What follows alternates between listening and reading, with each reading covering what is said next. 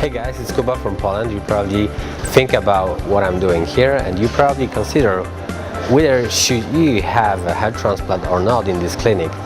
The reason why I came here was because I found a very nice positive results from one guy from Germany, and I found him on YouTube. Thought that could be me, and then decided just to do it with my friends. So we came here to Turkey and had this surgery in this beautiful hospital, which is totally new.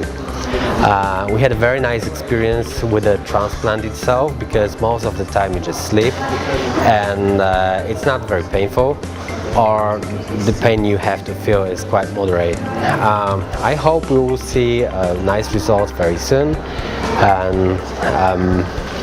and that's it.